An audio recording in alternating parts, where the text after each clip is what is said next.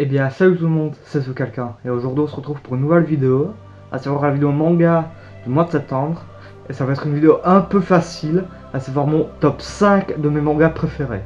Mais avant, générique.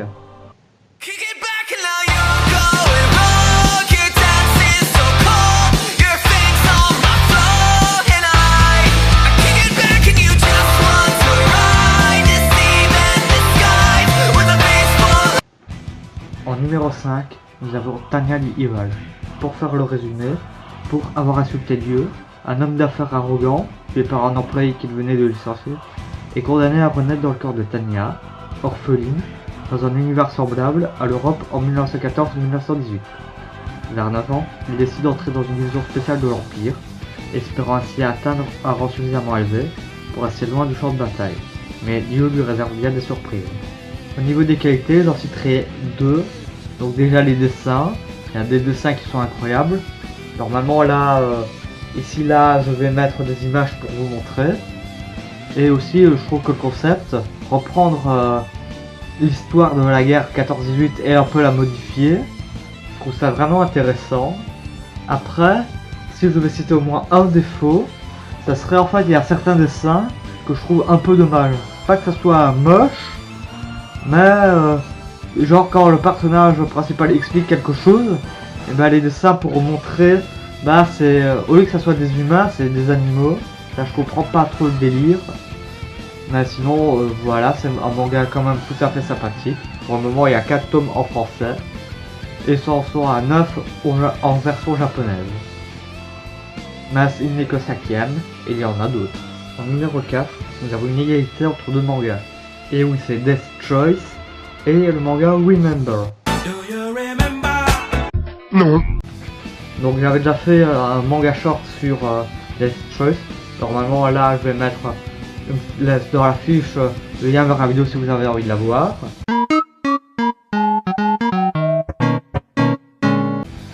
Mais pour faire un résumé des deux, donc Remember pour commencer, une terrifiante légende urbaine circule parmi les élèves du lycée Oma.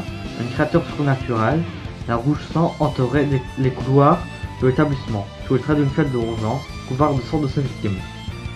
Le quotidien d'Asuka et de 5 de ses camarades bascule le jour où, frappés par le maléfice de la rouge sang, ils se retrouvent condamnés à revivre sans arrêt le même cycle funeste. Transportés tous les soirs à la même heure, dans le stade de l'école, ils sont pourchassés, puis inéluctablement massacrés par la créature infernale, avant de ressusciter le matin suivant.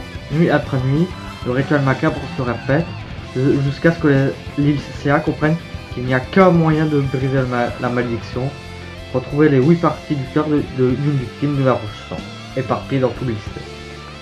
Alors, pour celui-là c'est simple, en qualité je dirais, bah déjà, il y a du sang, j'aime bien le sang moi, et comme autre qualité, bah, le concept de base aussi, comme pour Tanya the Evil, avec les genres la malédiction, si tu ne remplis pas les conditions pour sortir de l'école, si tu viens croiser la rouge sang, tu te fais buter et on doit retrouver ton corps. Ça je trouve ça quand même intéressant.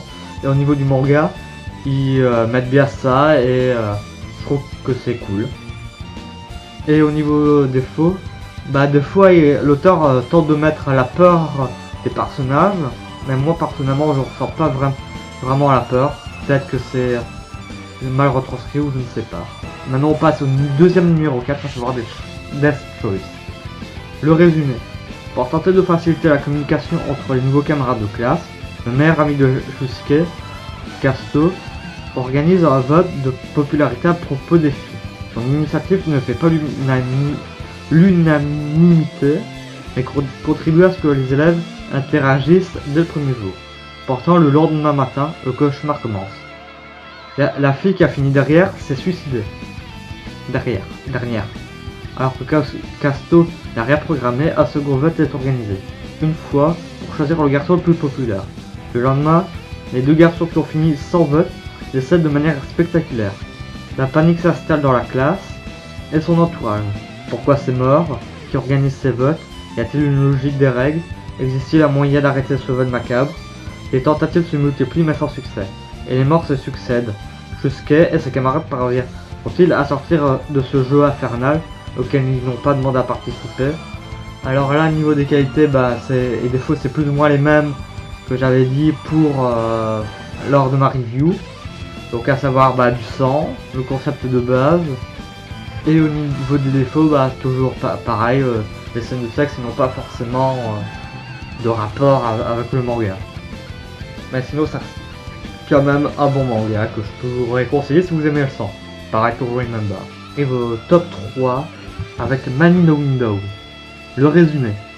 Quand Shue, 17 ans, reçoit une fille de la fille qu'il aime en secret, et il n'en croit pas ses yeux. Sans se faire trop d'espoir, il se rend au lieu de rendez-vous. Une nouvelle sordide finissant en cul-de-sac. Comme indiqué, il frappe à la dernière fenêtre. Et c'est une voix masculine qui lui répond. Shue s'enfuit. Mais lorsque la connue l'appelle par son nom, elle se retourne interloquée. L'homme connaît son identité, ainsi que toutes sortes de détails intimes sur sa vie.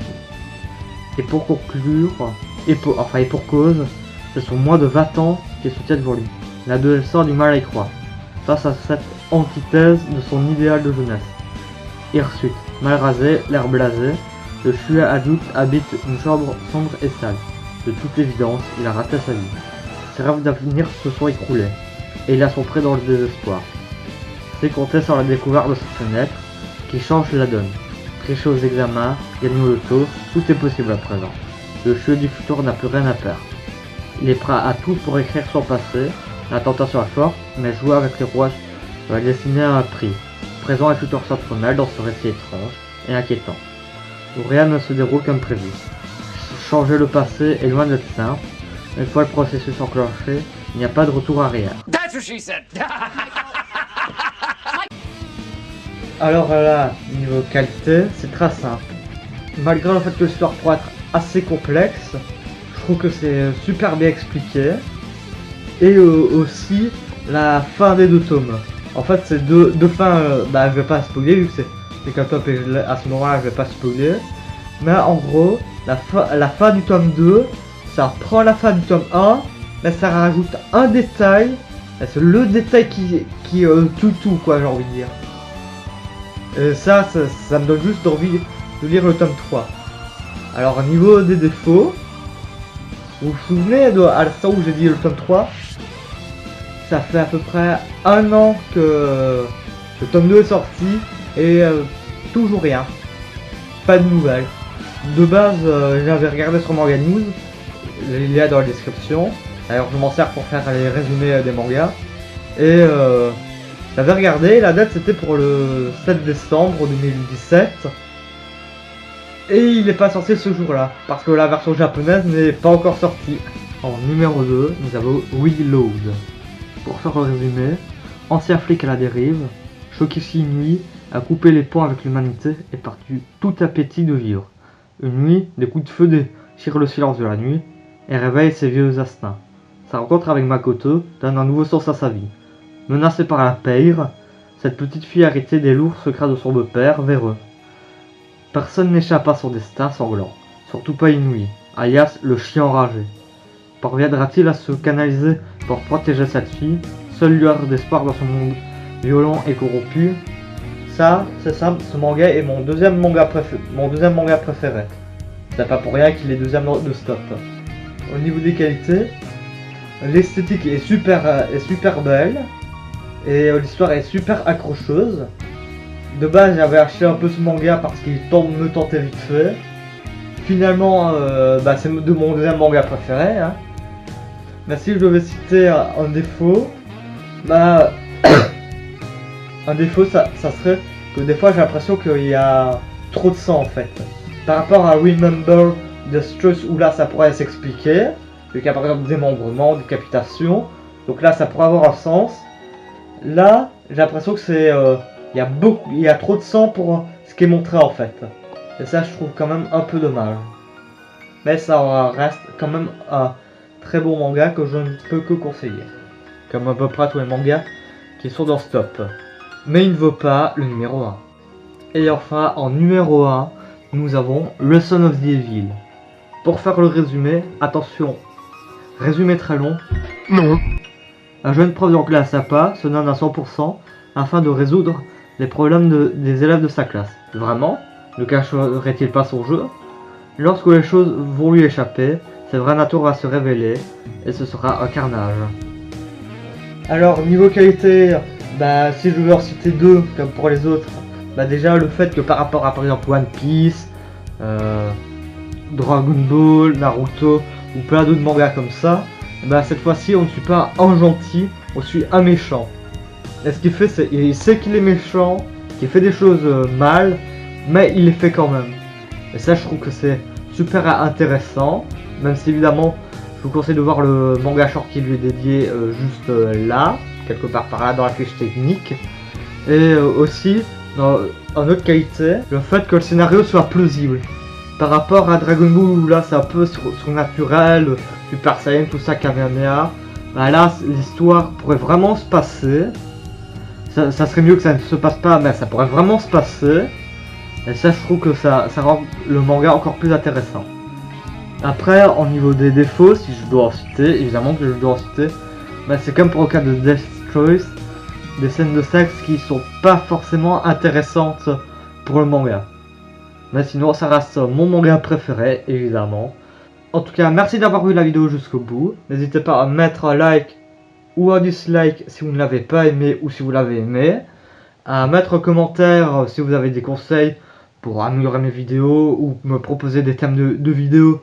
Et bah les commentaires sont juste en dessous. À vous abonner et activer la cloche si ce n'est pas déjà fait et si mon contenu vous plaît. Sur ce, je vous dis salut tout le monde. C'était The Kalka.